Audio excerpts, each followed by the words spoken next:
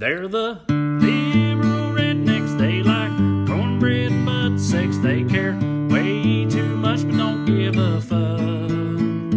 They're the liberal rednecks that makes some people upset, but they got 3 big old dicks that you can suck. The theaters are back open too, ain't they? Full-fledged? In LA, 2 of them are. Oh, that's surprising. Damn, if they are in LA, then surely to God they are here. Grant, hey, now for the record, I have no intention of going to a goddamn theater until at least after May. Yeah. I do miss them, but like right here at the home stretch, I'm not gonna be like, oh, I gotta see this insert shitty movie because nothing good is coming out right now. Right. Well, on the stereo show, which we have every Friday at 12:30, when Jason joined me, he was telling me that in Orange County, you can just rent out the whole theater for like $200. Oh yeah. The idea is like for a whole party, but him and his buddy just go by themselves. Yeah, that's not just an Orange County thing. A lot of theaters have been doing that because they just. How much was it? I think he said 200. Maybe. Damn, Conrad did that not long ago in Alabama, but for 200. Dude, all right, listen. But there ain't nothing coming out that's worth it. But if there happened to have been like, a new Ant-Man or something coming out, and I could have just spent $200 to go watch it by myself. Oh my God, I'd have done the shit out of that. That'd have been so awesome. Well, also, even if you have like, if you got, 4 buddies and y'all each put in $50, that's not $50 a person to have the theater just to you and your friends. Yeah. That's not even that much more than you probably would have otherwise spent going to the theater. Yeah, that's why it's hard to believe, honestly. I bet he meant so expensive. So like, why not? Yeah. I mean, 300 is still cheap, but I bet he meant 150 a piece. Well, either way, I'm just saying, like, there have been many a times when we was just on the road and me and Trae accidentally got too high that if I was walking into the theater and they were like, okay, that'll be $1,750 or for $200, y'all just fucking go. Just be y'all and y'all can just be high as fuck in there. I'd be like, absolutely. That would be 100%. Hilarious if some usher was like, you slip me $300 right now, I'll make all these peasants get the fuck out of here. Like, they all have to go. You boys seem out of sorts. I bet y'all'd like to just kick back and hit, wouldn't you? Sure would. You're damn right. Well, what would be extra funny about that happening in the moment that you walk in is no one had bought a ticket. Y'all were getting that anyway, and old boy was just getting $200 from you. I would have appreciated it. Yeah. I'd respect the hustle. Hell, that's fine. That's okay. What are y'all most like looking like aside from us doing shows? Since we're talking about theater, like us doing shows is the number one seed answer to what I'm most excited about, and I know that's the same for y'all too. But like, what's playing them in the championship game?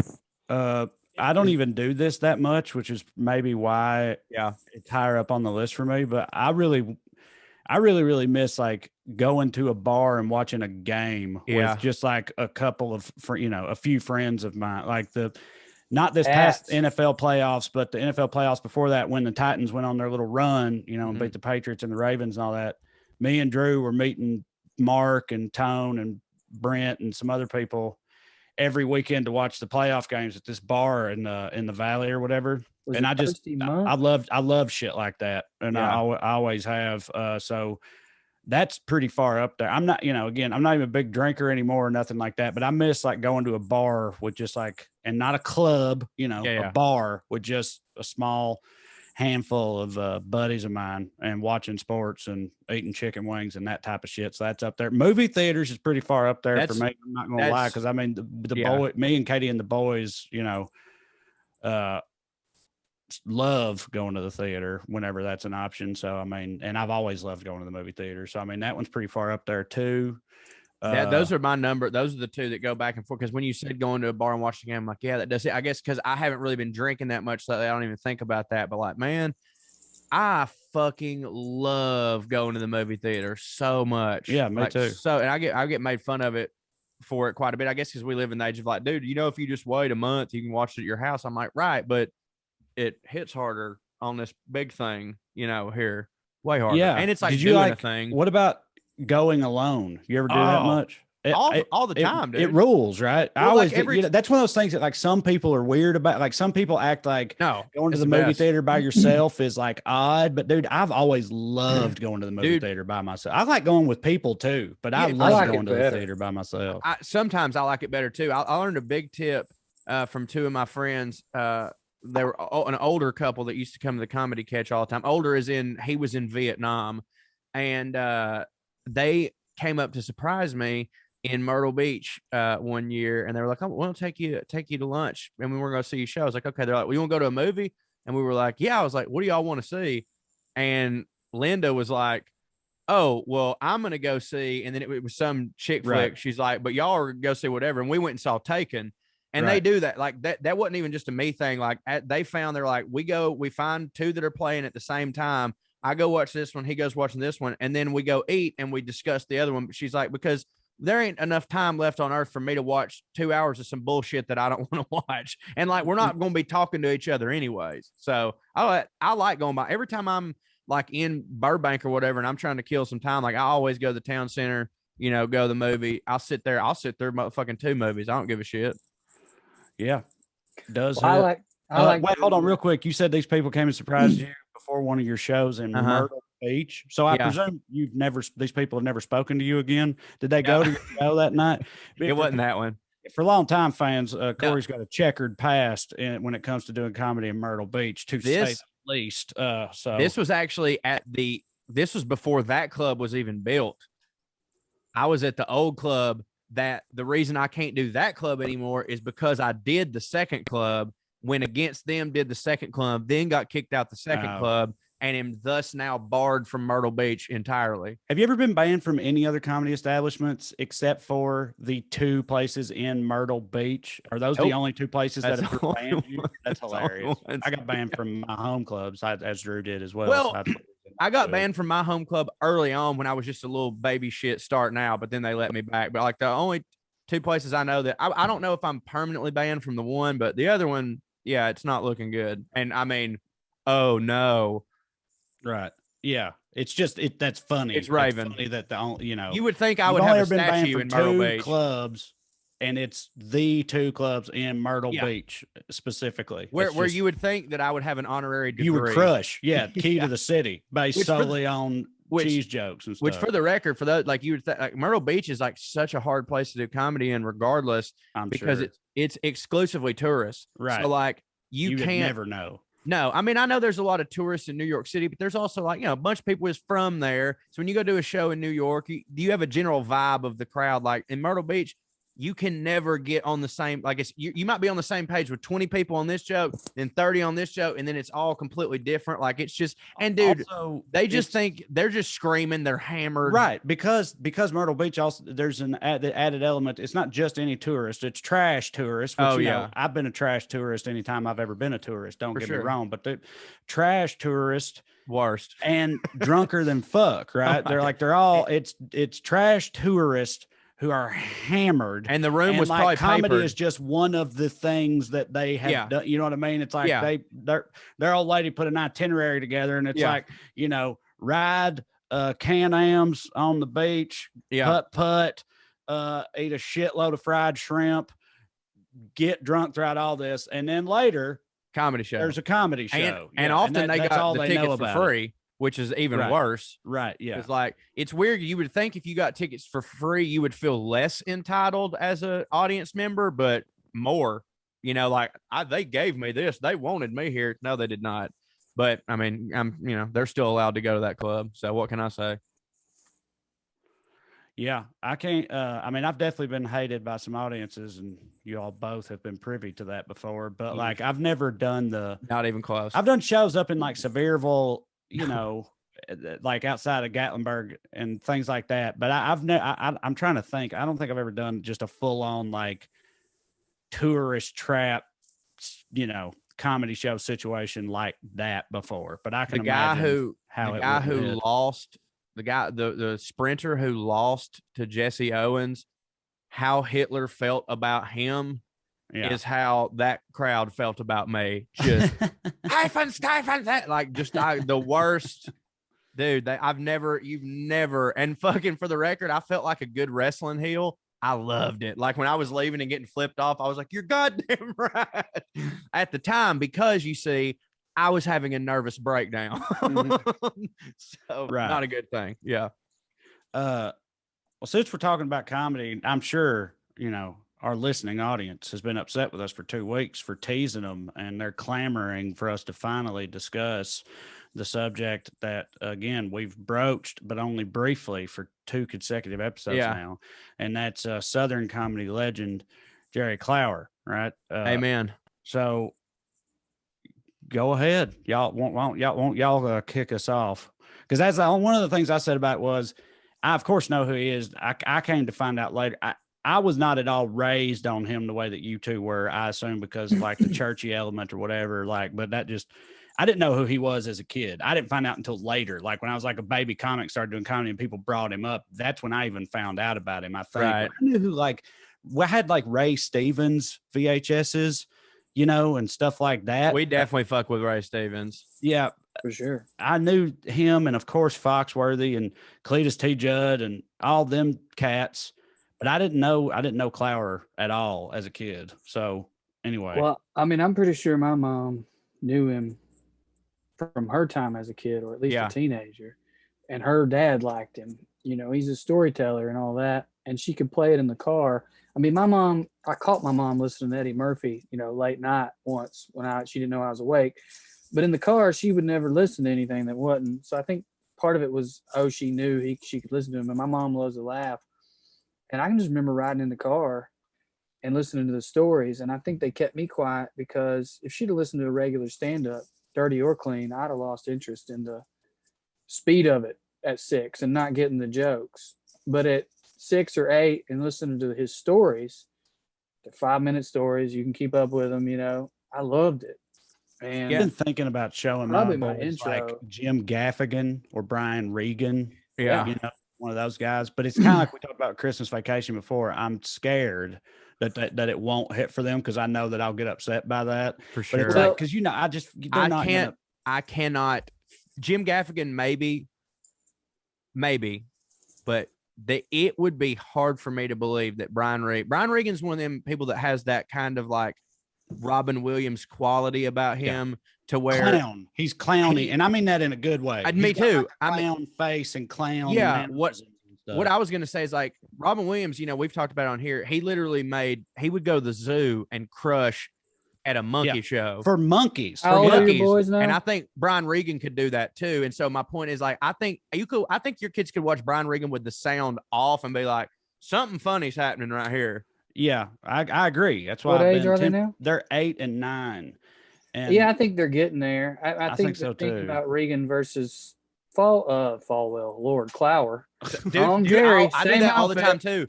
In my brain, when I hear Jerry Clower, Falwell comes in, and they have a lot in common. Yeah. Anyway, the story aspect, but I think they're old enough to get his jokes. Because, I mean, Regan really hits. I know Regan really hits for young people. He hit for me. It was Andy's favorite comedian when I met her, because her family listened to him when she was 10, 11, 12. I don't know what age it is where jokes like that start making sense, but your boys are pretty advanced. I would say it hit for them. Suggestion on the bit that their entree into Brian Regan for me would be the spelling bee bit. Okay. That he does. I'm going to go with playing baseball and getting a whole snow cone. I love that spelling bee. The bit one I was thinking of was the horse trailer one.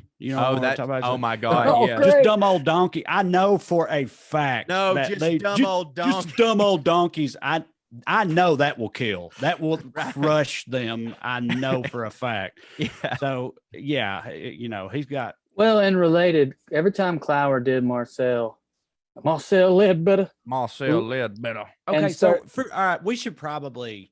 I'm sure most people do, but we should probably just very briefly give a sort of like overview of Jerry Clower. Like we said, Southern comedian, more of a storyteller. He started out just as a fertilizer salesman. Yeah. He would go to like fertilizer conventions and just go up there and just hit while trying to sell fertilizer.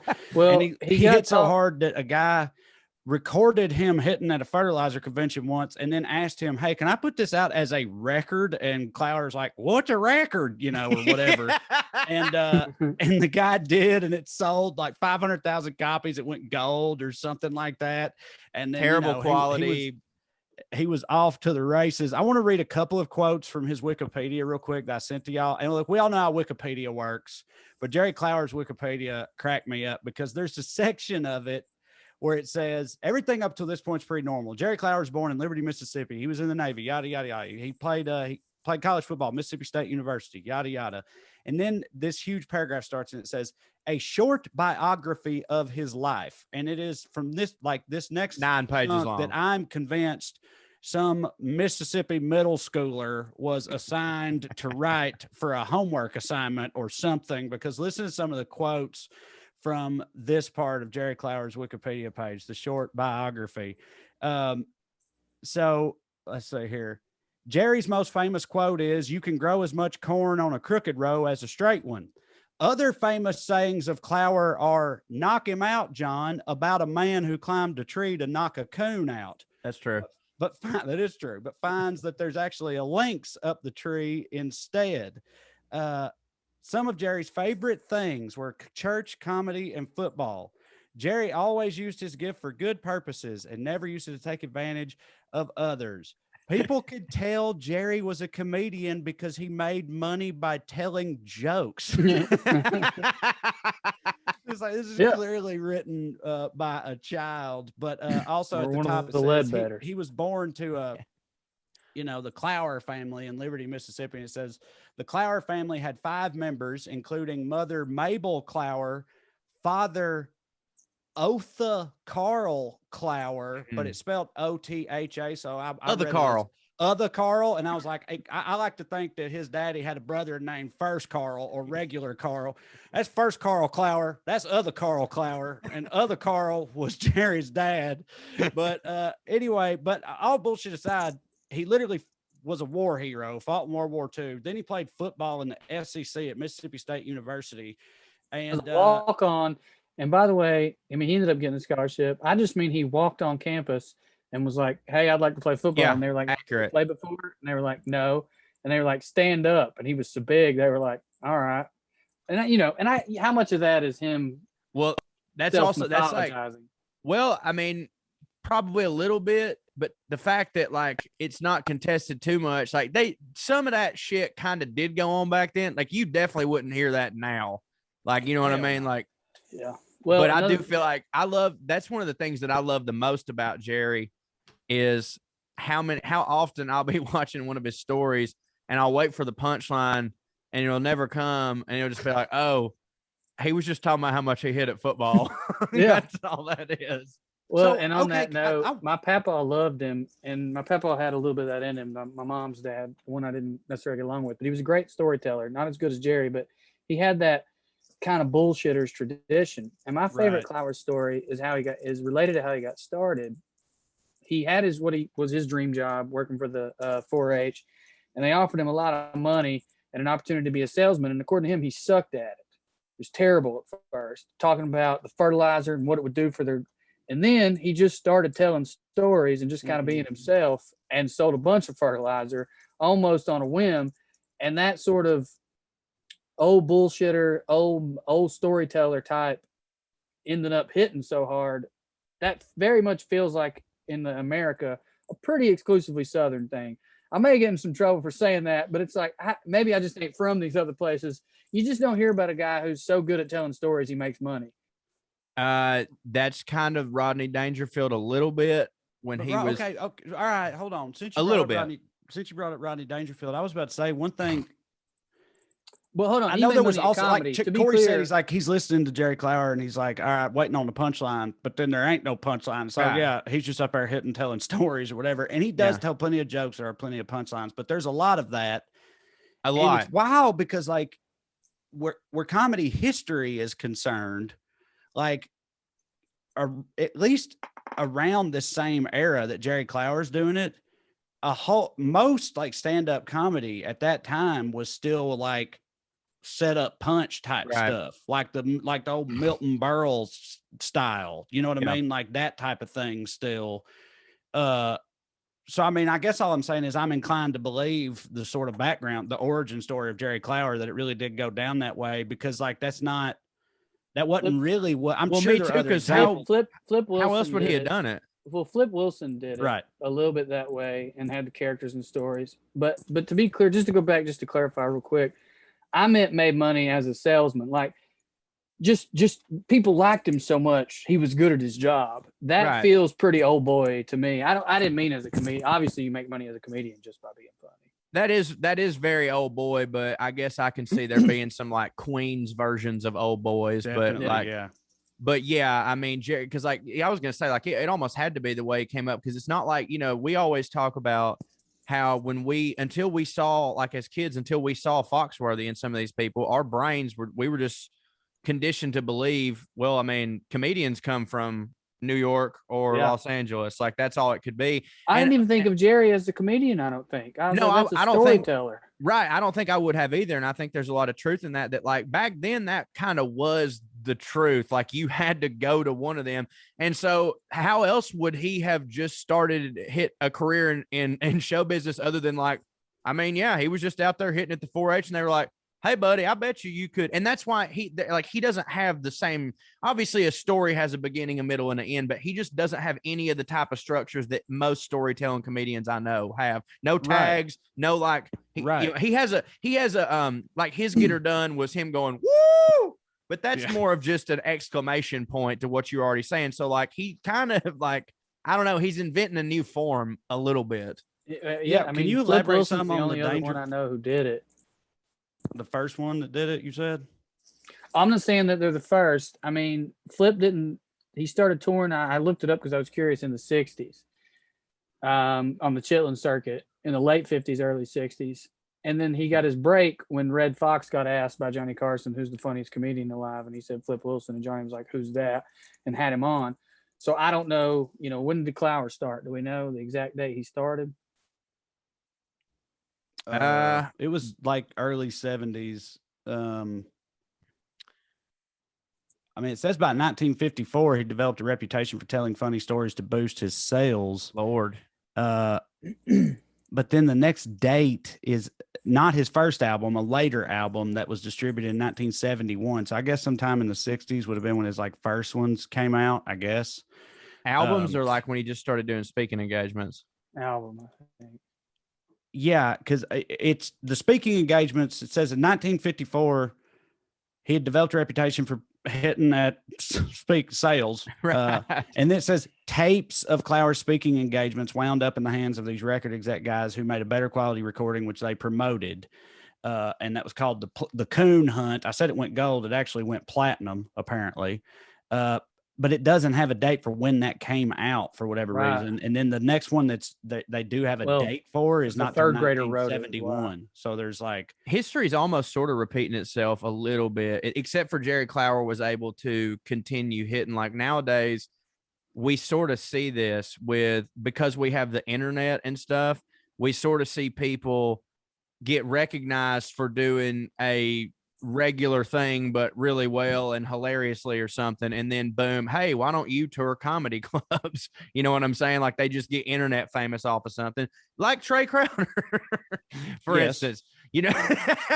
But I'm saying, like, for every Jerry Clower there was 1,000 people that would not have fucking been able to make it, you know what I'm saying? But like that's not completely, I don't know, that's kind of weird. Like he didn't go the traditional way, but it's impossible to say that the man was not a tremendous orator. You know what I mean? Yeah, it's so wild.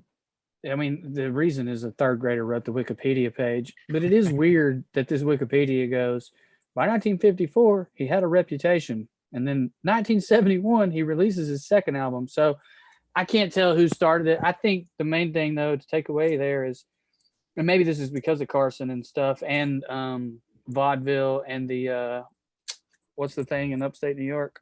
Upright Citizens Brigade. No,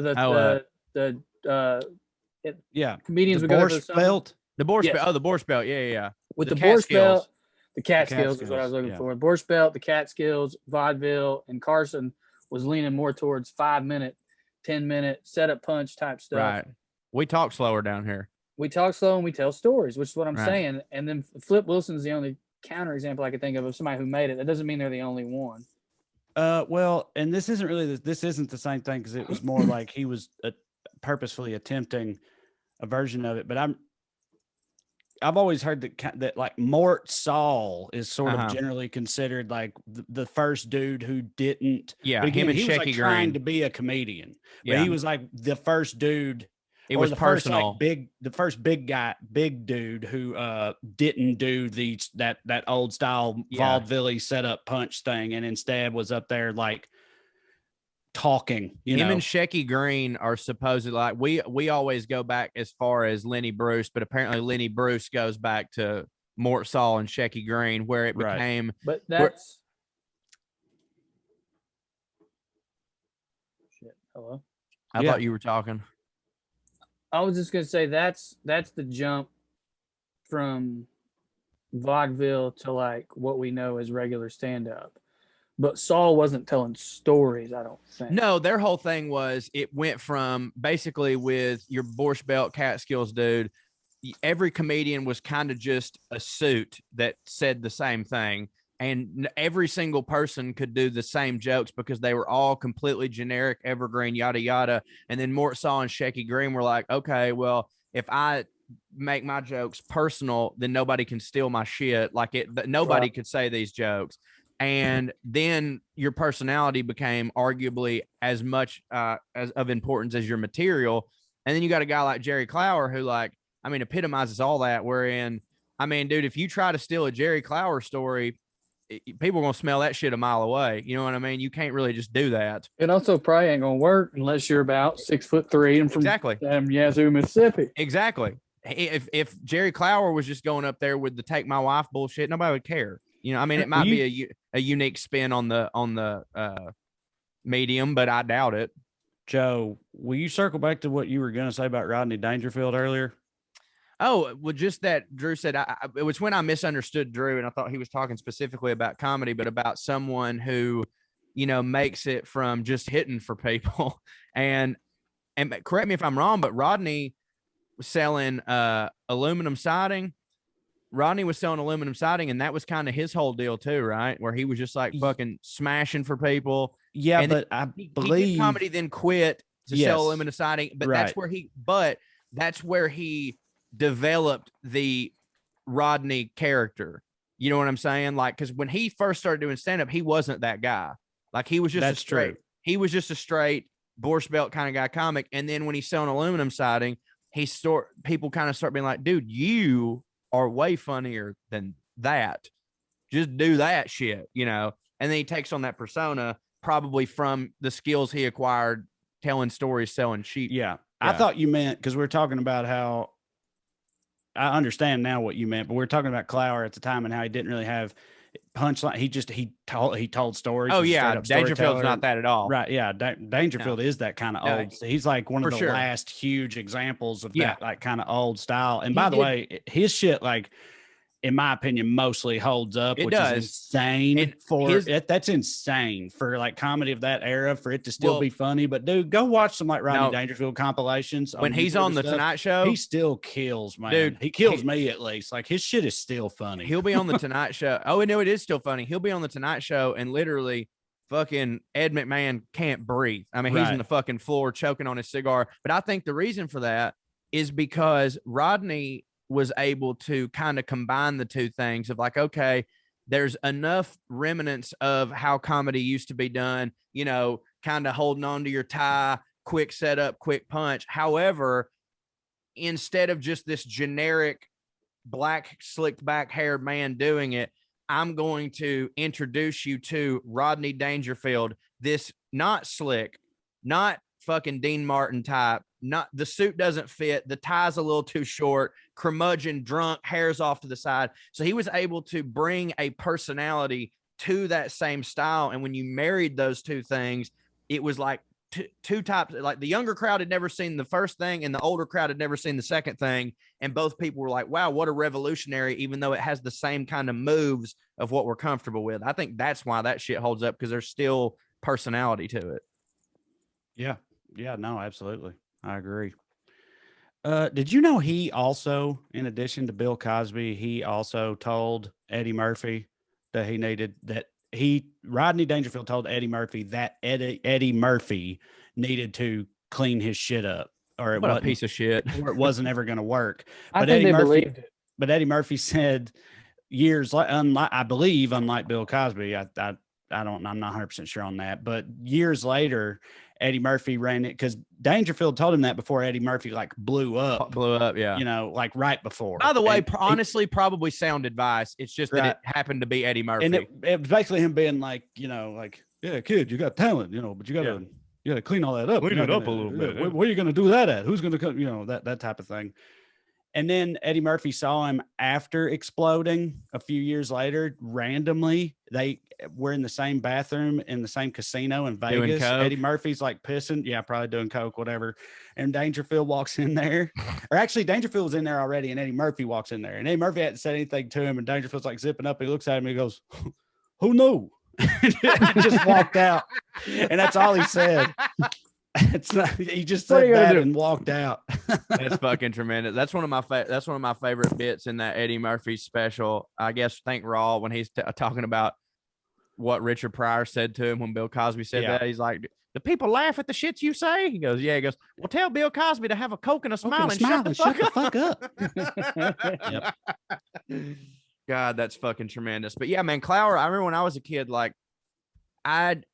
he was so like, my mom and dad talked about him all the time with my grandmother and my grandfather. And he was always, it's like, "Oh, y'all should listen to this. Y'all should listen to this." Therefore, I didn't like want to, like, I didn't want to listen to Jerry Clower because I wanted to listen to the dirty shit that they didn't want to let me to. But then I started doing comedy at the Catch, and like, you know, when I started, it was very different than when y'all started at Side Splitters. Y'all, I feel, maybe I'm wrong, but like, I feel like y'all had a bunch of people close to y'all's age that were doing stand up in Knoxville. We did. Whereas in Chattanooga, it was like mainly me and a bunch of 50-year-olds. Well, I feel like, you know, people say that we're in the new comedy boom right now. Yeah. I feel like, I don't know when comedy historians would say that started, but at least when it got to Knoxville, Tennessee, I feel like me and Drew kind of started around the time that this new comedy boom started, because like talking to people that had been around for a little bit when we started, right before the time period where we started in Knoxville, it was very hard to get on stage. There was like one open mic. It was god awful. It was, you know, once or twice a month, maybe. There was a handful of comedians, you know, but then right after we started, dude, by the time we'd been doing it like 6 months or so, you could get on stage almost every single night of the week in Knoxville, Tennessee, which is pretty crazy. And there was a group of probably at least 50 of us or more who had, you know, all started doing comedy and shit, you know, most of which did not hit, of course, but, you know, but like there was like a scene, a real scene for sure. But you could tell by talking to some of the older timers that it weren't that way for a really long time. Because after the comedy boom in the 80s, comedy sort of nearly died and struggled across the board for a long time. And you started towards the end of that era. Yeah. Right? And it was just a bunch of old fucking dudes who hit, by the way, but like old Southern guys. And then I hear this name brought up a lot more, Jerry Clower. And I'm like, wait, you mean the fucking like, because in my mind, he was like a funny preacher. Like that's how like my brain interpreted him. Because like at the church, everybody, "Oh, Jerry Clower, you can listen to Jerry Clower." And if you look at this motherfucker on stage, he very much carries himself like a televangelist does. You know what I mean? And he ends with an altar call oftentimes. Yeah, man. And then also, we was talking about how sometimes he just randomly would talk about how he hit at football. Every now and then he'll tell a story and then just be like, "You children need to get off them drugs and turn your life to Jesus." You're like, damn, pick a lane. And he'll be like, "And play football. That'll help." Play football. Yeah, play football. But like, my point is, like, when I was a kid, I was like, this guy, you know, what a fuck that. Like, no real comic would like him. And then I hear like Cousin Ricky and Big Ed for a long time. I need to text him about this. He was telling me, he's like, man, I'm telling you, one day I think I might retire. And you know what I'm going to do after retire? I'm going to start doing I'm going to be the first cover comedian. I'm going to do a damn Jerry Clower impression show. And I was like, okay, yeah, like Mark Twain.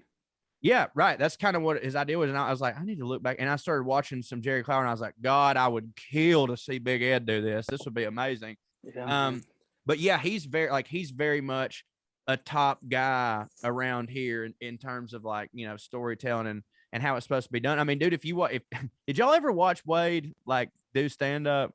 No, I've never seen him on stage. I've met Wade. I've seen Wade in person, and that's you know, its own experience. Yeah, enough. Yeah, I've never seen him on stage though. You've told me plenty of stories, but please go on. Well, I was just gonna say, like, you could definitely see the Jerry Clower influence in Wade. I mean, I know that you know what you're talking about. I know that's not his material. I know it's so funny to think because of who they are, right? Because of who those two dudes are. Because we've talked about Wade on the show before, but just a reminder, he's a lunatic in Corey's neck of the woods, and just wilder than hell. And it's funny to think that his biggest influence is Jerry Clower. He was in Myrtle Beach, but yeah. You can just that old girl. I think Wade kind of looks like him a little bit. That old and round faced. Yeah, drunk face, beat to shit. Sorry, Wade, if you're listening. Sorry, Jerry. Rest in peace.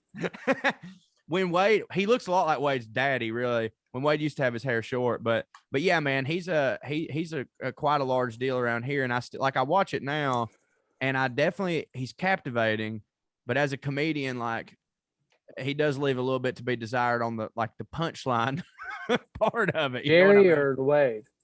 Oh, fucking Clower. Wade. Well, I would say he never leaves anything to be desired. I would say Jerry, though. Would Jerry have ever even called himself a stand-up? At some point, he probably did. But like when it started out, this dude was telling stories, and somebody said, I ain't mad at him. And I just don't. I think he was a storyteller, you know. And for me, that got into me early. But when it comes to stand-up, I didn't connect him to that for a real long time. And then Mom was talking about him one day, and I was like, damn, I guess that was the first comedian, quote unquote, that I listened to with you. Because, but you understand what I'm saying? When I'm 13, or like I probably first heard Jerry Clower at like 8. But when I'm starting to like get really into stand-up, I just didn't think of that as stand-up for the reason you're pointing out, Corey. Yeah. Like, not as many punchlines. Well, okay, but on that note, though, and we've touched on this sort of before, like that's what I was saying earlier about how Dangerfield is wild to me because of how funny he still is, in my opinion. And he's not the only one. I still think Richard Pryor is very funny too, his like old shit and everything. But like so much really old comedy, it's not just that it aged poorly; it's that too. And I've said this before, but it's so wild to me. There's plenty of times where like. I'm a student of the game and a comedian myself, and I can't. There's plenty of times where I'm like, I literally don't understand how that was supposed to be a joke. Even then, like, I don't get what that was even supposed to be that they just did. But like people will have laughed at it in the crowd or whatever. And it's like, it's not like it's a punchline that's out of date and it's not funny anymore. Sometimes I'm like, I can't even tell what they're doing. I think with Clower you do, right? Because he's just telling a story. Right. I think with back I'm then. asking. Do you feel that way about Clower, Trae? Yeah, I did. I did, but I kind of get it with him, I think. I think with Clower and with those people back then, like I think that like in the 60s and 70s, like comedy was dude, as far as art goes, still right now, comedy's real young, stand-up comedy, you know. But like then it was a fucking baby. And I really think that like the audience was learning at the same speed as the performer on like what this whole thing even is. And I genuinely think sometimes with certain names, they were just conditioned to, if he stops talking, that was the funny part. And with so many of those dudes back then, especially with like a Carlin and Pryor, you've also been conditioned to like, these are the fucking these are the Da Vinci's of our time. These are the high thinkers. These are the Socrates. Like, so you laugh just because you didn't want to feel like an asshole. Did you know what I mean? that's why? And so clearly Trae has listened to an Eddie Murphy interview recently. Did you know that's why Eddie Murphy quit, or the reason he gives for quitting? Because he said that he felt like that they just laughed because they laughed or whatever. Yes, but he gave a specific story. I think it was the last time he ever did stand up, or maybe it was like that was the night he decided, and he still had a couple more shows and he did those and then he quit. I don't know, but like he told a specific story. I'm pretty sure he was at the Comedy Store, I think in LA is what he said. And he said he went up there and he hadn't said nothing at all. And people were already laughing. And in his head, he was like, what the fuck? I ain't even told a joke yet. So he said, according to him, he continued to not say anything. And people kept laughing. And he said, like, once or twice, he was like, not like sincerely, was like, what are y'all laughing at? Or, what are y'all like, no, seriously, what are y'all motherfuckers laughing at right now? And they would just die. They would just lose it, and he claims that he was up there for it was like a 10-minute showcase set. And he said he was up there for 10 minutes and barely spoke a word, let alone a punchline. Crushed the whole time. And he said he came down and he said he came down and he was like, okay, I don't know why I'm doing this shit anymore, because like how am I ever supposed to know ever again what I'm funny, what I'm doing, or whether it's funny or not or whatever. So, and Steve that's Martin, why, according to him, that's why he quit. Well, Steve Norm Martin had a said similar that's what thing. made him the best. Norm said Eddie was the best because he didn't need it. Because my reaction to that would have been like, I guess I'm hitting on a different level, boys. Right. Oh, yeah. You know what I mean? I bet I'd have been like, Norm said that's what made him so great, was that he didn't need those laughs. So he thought that was bad, I guess. Well, Steve Martin, I think, had a similar experience where he quit because one time he like went out and like just pulled out the arrow thing that was going to go on his head. And just by pulling it out, like it got a standing ovation. And he was like, I did. All right. Just do new jokes, boys. Right. No, I hear you on that front. Cause like, yeah, I mean, I wouldn't. His whole thing though. That's with Eddie. Murphy's whole thing is like, he was probably about to do new jokes, but he's like, what's the point in trying these new jokes? I'm going to have no way of knowing. Right. Whether Robin they Williams are actually any fucking good or not, because Robin Williams used Leno no matter what. Robin Williams always used Leno, and because he said Leno would be honest with him. Like when he was at the height of Mork and Mindy, he said he would go out and he's like, dude, I could just stand on my head for 30 minutes and people would die. And he said, so he'd go out there and then he'd come back and Leno would be sitting there eating a fucking Cuban sandwich or something. And he's like, all right, what about the first one? He's like, that's pretty good. Is that the second one? He's like, that was just because you're Robin Williams. That one wasn't really that fucking good. Chappelle had a very different version of that, which was, I don't know why they're laughing, if it's for the reason I want them to or not. Yeah.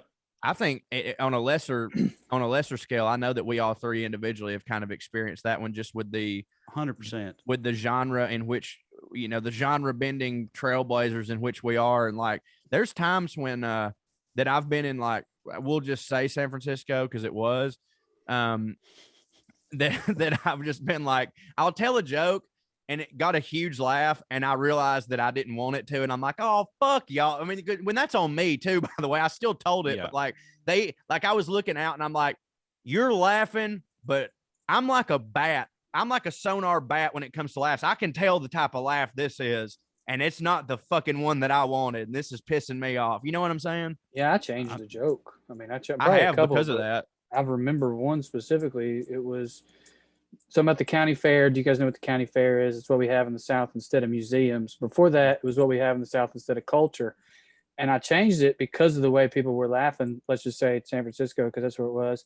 And I stuck with museums because I was like, that allowed me to talk about how we still didn't have like a national slavery museum. Yeah. And it was like, well, we deserve that. San Francisco, you're allowed to laugh at us for not having that museum, but you're not culture for not having fucking culture. I will fight all of you over you laughing at my joke. So that was on me.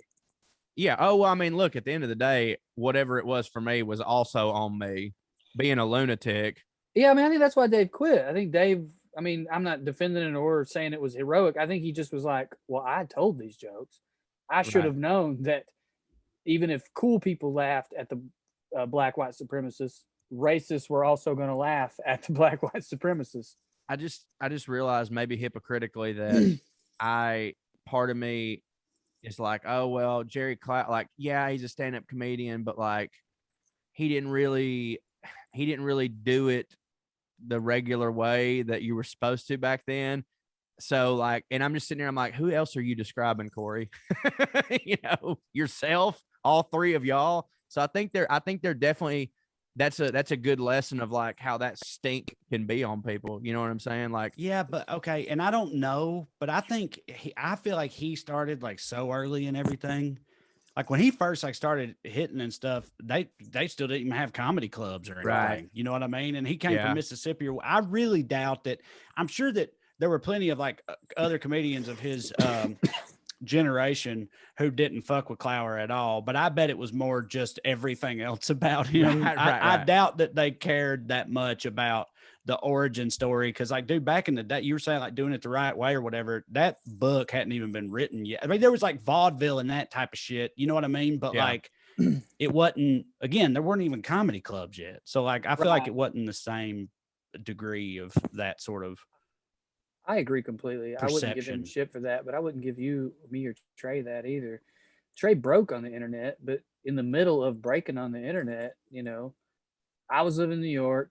You guys were open. I mean, didn't y'all just do a show for 8 people like the week before? Oh, no. The thing is, I believe everything I've done is great. I'm saying like I see why people see that about me. Yeah. Well, that's just how they come to know about you. Yeah. That's gone away. I mean, I mean, it has to. I think so too. Yeah.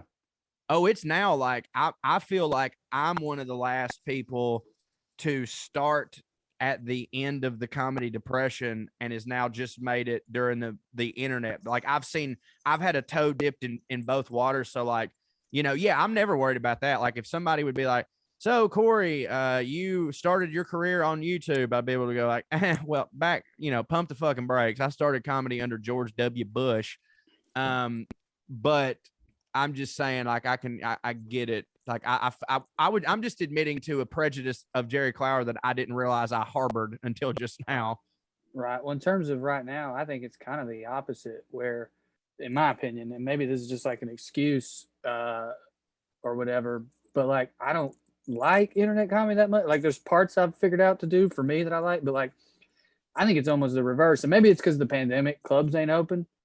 But now I almost think like being funny on the internet's more important than whether or not you can do stand up. And I mean, even to comedians, like even comedians will be like, yeah, you don't have any followers. And I'm like, 5 years ago, if somebody came in with a bunch of followers, you'd be like, let's see if they can do 5. I bet they can't do 5. That's 100% true. And now somebody will murder and they'll go, yeah, but look, he's got 8,000 followers. Me and one of y'all had this discussion maybe on one of our stereo shows, didn't we? Where we were talking about how it's I mean, you got into that. How it's like it's been like a full-on paradigm shift in right. the past like 5 years in the comedy world where so I feel like that stigma that we were talking about internet comedy or internet comedians, I'm sure amongst some of the old timers and whatnot is still there, but like the younger comedians or comedians coming up, I feel like that don't even exist at all anymore because at this point it's just accepted as being like part of the game. You know what I mean? Why like you just have to do it.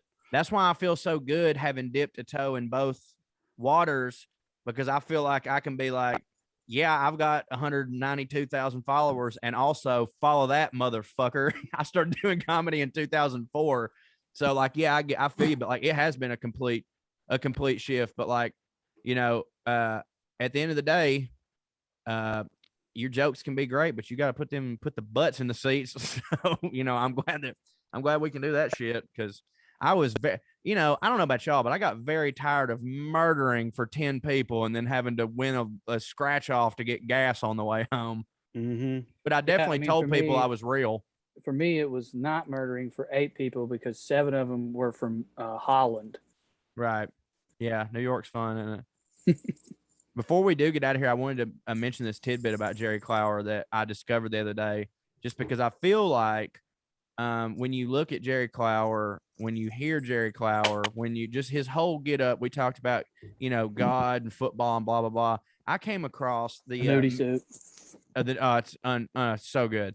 So all that, I came across an interview that he did. It's in the Mississippi, like Congressional Library or some shit. Like they've archived all these things. And there was a huge, like broken into 3-minute episodes on Jerry Clower that I suggest people go check out. It was an interview that he did. And one of them that attracted me was, you know, Jerry Clower on the civil rights movement. Cause I was like, oh boy, you know, here we go. And it was basically him, in this interview, like in the 70s, talking about how his brother was super prejudiced, and then he went over to Vietnam, and a black guy like stepped in front of a fucking bullet for him or some shit, and like lived, and like that changed his life. And Jerry's life had already been changed by playing football.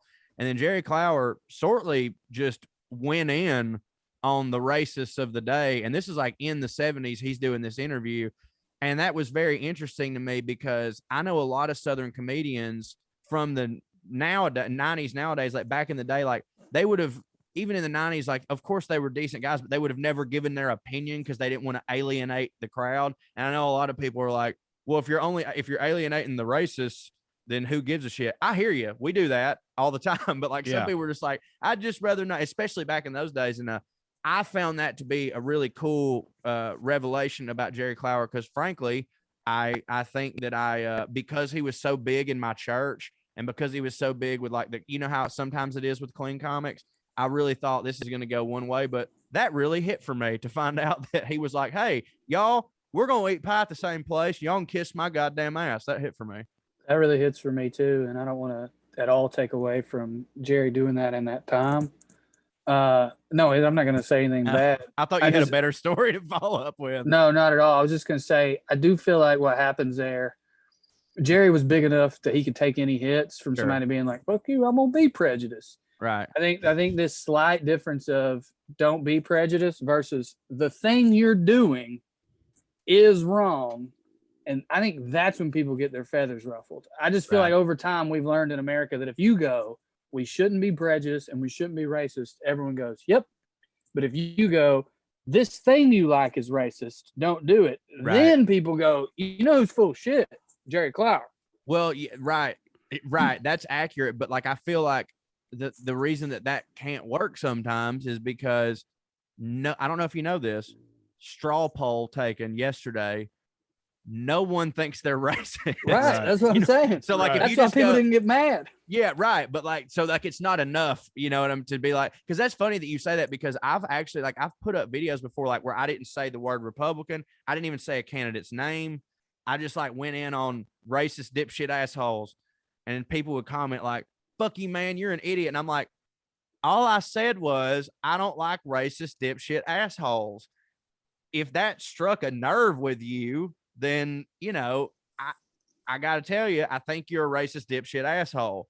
But like, yeah, man, it's the weirdest thing. Like, if you ask anybody, they're not racist, but like somebody's in the picture with them dogs. Yeah, they didn't die. That documentary was in color. Right. I know. So I'm saying, like, my daddy was alive. They're still, yeah. That one that was screaming at that little girl, he ain't dead. That's a heart attack killed him because he got so mad. Speaking of heart attack, that is, of course, how Jerry left this world at age 70. At age 71. I mean, how is that guy not going to die of a fucking heart attack? It was cholesterol or like a secret, thing we didn't know about, like Coke or whatever. I'm not saying Jerry Clower's on Coke. We treat him like the mamas and the papas. Yeah, I just remember, before I tell this story, I want to preface it with a disclaimer of, we in no way, even for a second, believed this. And it certainly is not true. But that just made a random memory pop into my head. And I'm not going to name the guy's name anyway, but we met a dude once early on the tour, and we're in like the green room with him, not a comic, a different guy. And he told us a story, completely stone-faced, acted totally serious. He told the three of us that he met Jeff Foxworthy at a car dealership in Georgia, and Jeff Foxworthy was strung out on heroin, smacked out of his mind. Jeff Foxworthy smacked out of his mind, and we were all like, what? Like actual heroin? He was like, oh, dude, Foxworthy's real bad on heroin. By the way, Jeff Foxworthy. is on said it to us heroin. he said it to us like we were idiots, like we were the last ones to know. He was like, "What? Yeah, everybody knows it. Yeah, everybody around here knows Foxworthy, dude. My new on the theory horse, on that, and not the type you'd think. my new theory on that, or I don't think I've said this before. Maybe we did back then. Maybe this ain't new at all. I think a crackhead that he met at a car dealership was like, "My name, Jeff Foxworthy." yeah." I mean, And he was just like, "Okay." Here's the deal: what you just said is 1,000% more likely to be true than what than Jeff Foxworthy. Yeah. The National Golden Corral spokesman being smacked out of his mind at all hours of the day, That Golden Corral hanging money. out at Atlanta car dealerships like, "What up? I'm Jeff Foxworthy. Y'all got any smack, bro?" Like, of course, it's probably was just Putting the Golden Corral money in his arm is a fate that will at least befall one Southern comedian I know, but not Jeff Foxworthy. That'll be the day that I die. Oh boy. Well, that was fun. Yeah. That's about it. All right. That's about it.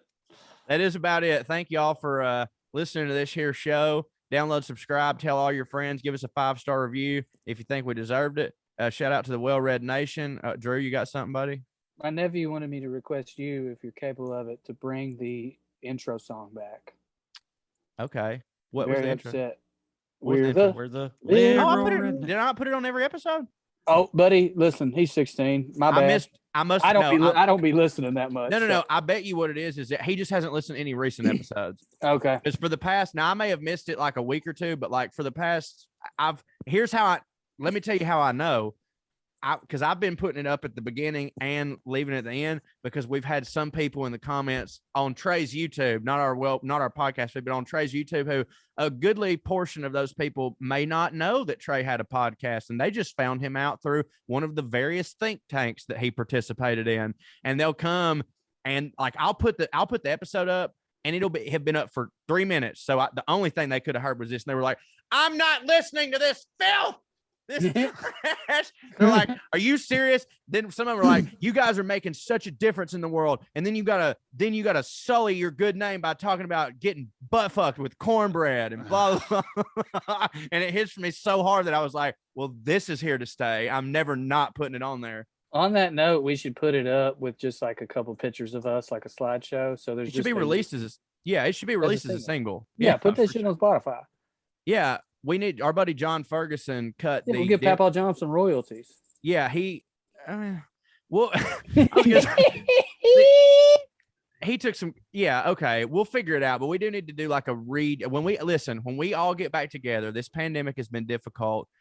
I kind of want, like, when we do our first show, I kind of want to hire like a mini crew just to be there at the airport with cell phones when we all three meet for the first time and hug, and then they're like, that was enough. Let's go back home. But I think that we need to do a completely remastered Cornbread and Butt Sex, which I believe is the title. Yeah, I shouldn't have said that, but I was just kidding. I mean, it's a cover song. Right. That John did? Yeah. Yeah, he don't get no goddamn royalties. I know. Yeah. I mean, look, we'll hook him up with a hat. Big ass head motherfucker. But yeah, I think look, man, I think Gypsy Speedboat needs to finally drop at least a single when we all get back together. I'm in for that. What hit? It's so funny that we're like the fantasy of working sounds so cool right now, and as soon as this is over and we get back together, we're like, we ain't gonna really do that shit, are we? Like, nah. Let's go to a movie theater and get fucking high. Yeah. Skew. They're the liberal rednecks. They like cornbread and butt sex. They care way too much but don't give a fuck. They're the liberal rednecks that makes some people upset, but they got 3 big old dicks that you can suck.